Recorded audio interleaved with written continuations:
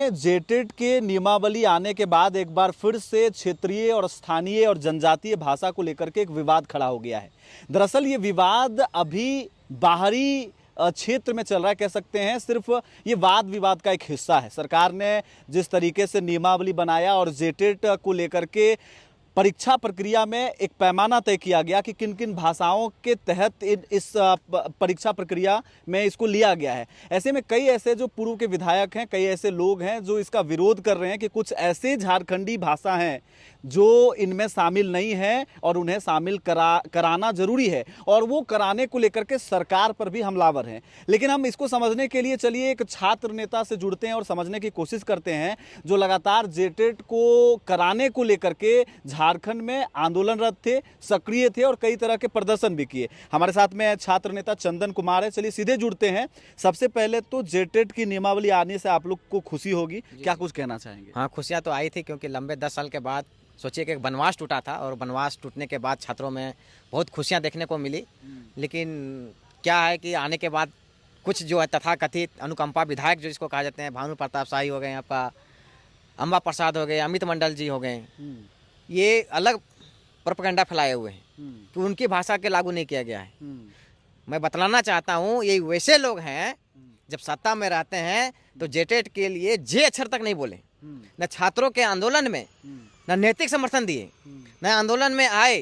और जब हम उसके पास अपनी बात को रखने के लिए गए थे, ज्ञापन देने के लिए गए थे, तो भी अपना बात को नहीं रखे। और वैसे तथाकथित लोग जो हारे हुए हैं अनुकंपा विधायक, आज उसके पास ना किसी प्रकार का नीति है ना नियम बनाने के लिए है। जब नीति नियम बनाने के लिए थे तो कुछ प्रकार का बात नहीं रख रहे थे हमारे के लिए। आज देखिएगा कि फेसबुकिया नेता लोग है हुए हैं, काजी इरफान जी डीजे बजेगा कि नहीं इरफान जी, वैसे लोग वही डीजे के चक्कर में देखिए कि हजारीबाग में 5 जो है बच्चे का देहांत हो गया, यही डीजे बजाने चक्कर में, यही सब नेता लोग के चक्कर में।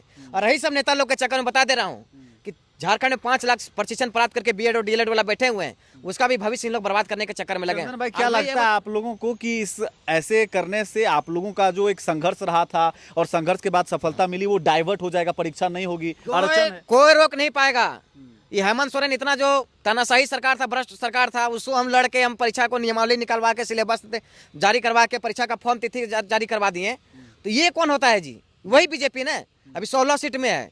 अगर इस तरह से छात्रों के खिलाफ बात रखेगा, छात्रों को दिग्भ्रमित करेंगे तो 16 से 6 से 0 भी आने में इसको समय नहीं लगेगा। ये झारखंड है, झारखंड यहाँ पर छात्रों का जो है 5 लाख छात्र हैं, मतलब 5 लाख परिवार, 5 लाख परिवार अगर इससे प्रभावित होंगे तो इसका सरकार जो है कहाँ जाएगी, इसका परिणाम क्या होगा ये खुद जान रहे हैं बीजेपी वाले। और ये भी बता देता हूँ वो दलील कुछ भी दे दे, वो दलील दे रहे हैं, मैं उसका चैलेंज करता हूँ भानु प्रताप शाही, अमित मंडल और अम्बा प्रसाद का कि भोजपुरी अंगिका मघी आप जिस जिला के हैं उस जिला में जो जिलावार नियुक्ति होती है उसमें भोजपुरी अंगिका मघी को लागू करके दिखा दीजिए, तब हम जानेंगे आप मर्द हैं।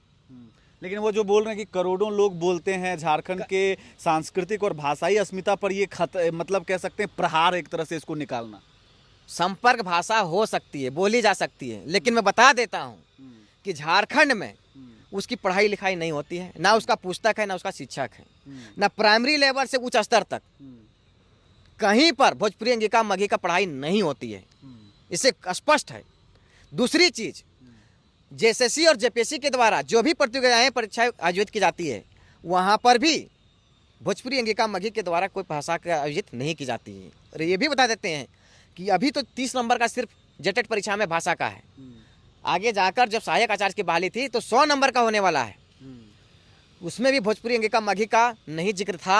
और 26,001 पोस्ट का बहाली हो चुका, नियुक्ति भी हो गया है, कुछ पद खाली रह गए, वहां पर भी इसकी आवाज नहीं उठा। यहाँ पर यार बता देता हूँ कि टीजीटी की बहाली रुकी हुई है, पीजीटी की बहाली रुकी हुई है, बीओ की बहाली रुकी हुई है, पुलिस की बहाली रुकी हुई है, स्वास्थ्य विभाग की बहाली रुकी हुई है, उस पर इसका आवाज नहीं जाएगा। और अभी जो हार गए हैं तो देहाती मुर्गे कैसे कुकड़ों को करने चलता है, तो कुकड़ों को कर रहे हैं। और यही सब तथाकथित जो अनुकंपा विधायक हैं, भानु प्रताप शाही हो गए, अम्बा प्रसाद हो गया, और आपका क्या नाम है वो अमित मंडल जी हैं। और जब हार जाते हैं तो पोल्ट्री फार्म जैसे ची ची ची करते हैं, उस समय कहाँ जाता है इनका?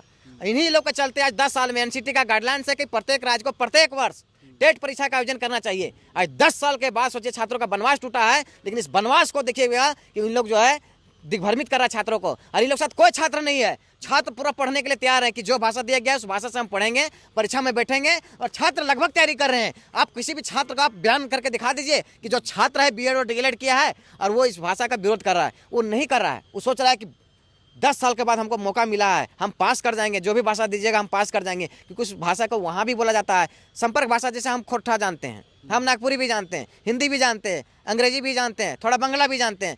तो भैया हम एक भाषा लेकर पढ़ेंगे, सब भाषा जानने से क्या हो जाएगा, हम बहुत बड़ा विद्वान तो नहीं हो गए। अच्छा, पड़ोसी राज्य की भाषा है भोजपुरी, अंगिका, मगधी, मगही, इसको अगर देखेंगे तो बिहार में प्रमुखता से बोली जाती है और वहाँ की स्थानीय भाषा भी है।